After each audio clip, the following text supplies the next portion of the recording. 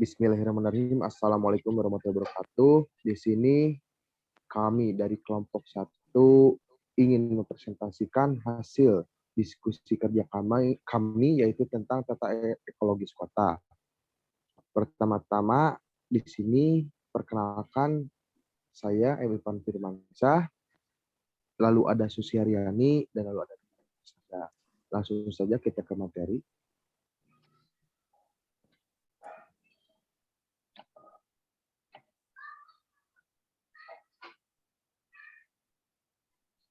Nah, yang pertama di sini ada struktur dan tata ekologis kota di negara yang sedang berkembang. Perbedaan kota-kota di negara maju dan di negara berkembang yaitu pertumbuhan penduduk di negara berkembang tentunya yang terutama itu di ibu kota sangat pesat sekali. Contohnya seperti di kota Jakarta. Lanjut yang kedua, pusat pemukiman penduduk di kota negara yang maju terletak di pinggiran atau tidak jauh dari pusat kota yang isinya pusat pelayanan seperti kantor, bank, dan lainnya. Yang ketiga, di negara maju jarang kota-kota yang memiliki bagian yang jorok, tempat pemukiman yang mereka tak sanggup ke bagian fasilitas, papan berteduh. Di negara berkembang juga jumlah slum banyak dan setiap kali dilangsungkan penggusuran. Lalu yang terakhir, di negara berkembang, kota-kotanya memunculkan sumber daya dan profesi baru yang aneh, seperti onggokan sampah yang masih dapat dimanfaatkan isinya dan dapat dijadikan bekal makanan oleh para gelandangan, dan muncul profesi juga seperti pengemis. Lanjut.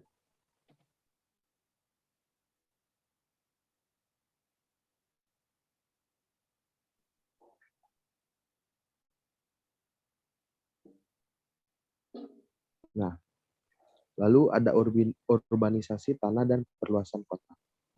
Urbanisasi yaitu merupakan perpindahan penduduk dari desa ke kota, sehingga menyebabkan bertambahnya presentasi jumlah penduduk yang tinggal di kota. Untuk menekankan adanya perbedaan yang mencolok antara urbanisasi di negara-negara sedang berkembang dan di negara-negara maju, dipakai sebutan urbanisasi semu atau urbanisasi berlebihan. Pada sekarang ini, urbanisasi menimbulkan sikap pesimistis terhadap masa depan yang sama, di mana kota tidak lagi dipandang sebagai pusat-pusat kemajuan, tetapi justru menjadi pusat berbagai masalah sosial seperti buta huruf, penyakit, kemiskinan, dan tentunya kejahatan. Mungkin sekian yang bisa saya sampaikan. Materi selanjutnya akan dilanjutkan oleh Mira Marsanda.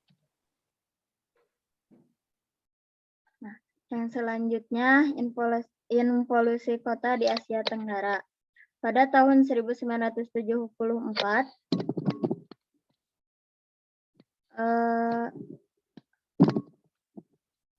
Evers meneliti menyerbunya penduduk pedesaan ke kota-kota besar dengan sampel kota Padang, kota yang kebanjiran manusia.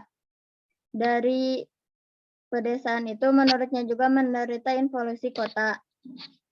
Bahkan seluruh perkotaan di Asia Tenggara menampakkan gejala itu, di mana kota tak mampu menampung kaum urbanisan yang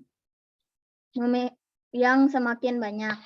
Sosiolog Evers memandang kota sebagai pusat konsumsi kolektif, sehingga dalam mempelajari proses urbanisasi terdapat dua aspek, yaitu aspek struktur ekologi sosial kota dan aspek konflik perkotaan.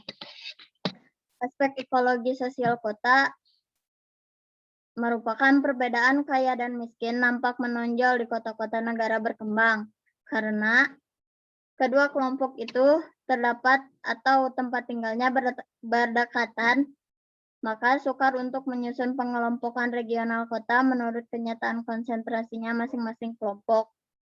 Berdekatan dengan wilayah pencomberan atau slum area. Yang kedua, aspek konflik perkotaan. Aspek ini kota-kota besar kecil di Asia di Asia Tenggara pada umumnya ada dalam sistem kapitalis. Maka muncullah serangkaian kontras yang memuat konflik antara konsumsi perseorangan dan konsumsi kolektif. Yang selanjutnya ada fenomena Binnenfels. Fenomena ini muncul di perkampungan yang bergumuk-gumuk dengan berbahan kertas, karton, triplek, besi kaleng, plastik, dan sebagainya. Ataupun orang-orang yang terpaksa tidur di los pasar, terminal bus, trotoar, dan di bawah jembatan. Hal tersebut memiliki berbagai macam namanya sesuai dengan bahasa negara masing-masing. Seperti Binnenfels berasal dari Prancis, Gorbefels Tunisia, Infansus dari Brazil. Yang selanjutnya akan dijelaskan oleh Susi. Kemudian lokasi Binnenfels, permasalahan dan pemecahannya yaitu Binnenfels berlokasi di lahan-lahan yang bernilai rendah dan tidak segera dibutuhkan untuk pembangunan gedung-gedung di kota. Misalnya kawasan yang basah dan lereng bukit yang terjal. Pemukiman kumuh bukan hanya terdapat di daerah pinggiran kota, tetapi dapat juga berada di tengah kota yang disebut dengan kampung kota. Pemukiman kumuh ini disebut dengan pemukiman liar atau ilegal apabila berada di bangunan-bangunan atau tanah-tanah milik negara yang bukan pemukiman seperti pinggiran sungai, di bantaran rel kereta api, di bawah jalan layang, di taman-taman kota, dan lahan terbuka hijau lainnya.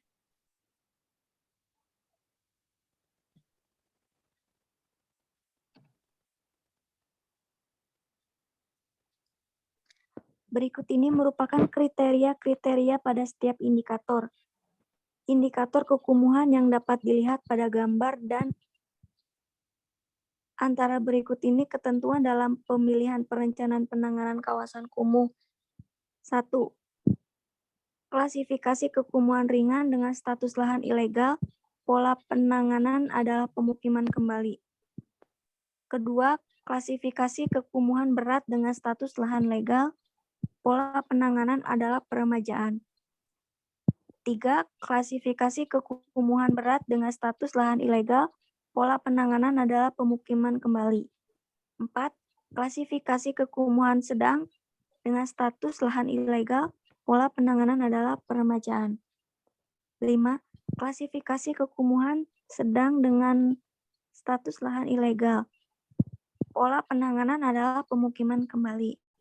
6. Klasifikasi kekumuhan ringan dengan status lahan ilegal. Pola penanganan adalah pemugaran untuk perencanaan pola penanganan.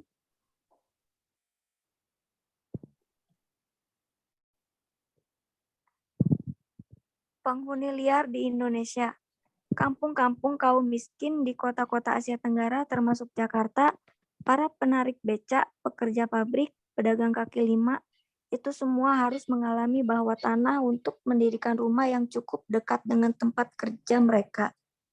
Tempat kerja mereka adalah milik kaum kaya yang tak mungkin mereka sewa apabila beli. Ciri sosial ekonomi umum dari kaum penghuni gubuk liar di Jakarta adalah mereka yang merupakan kaum termiskin di kota terdiri atas urbanisan yang pada akhirnya yang paling akhir tibanya.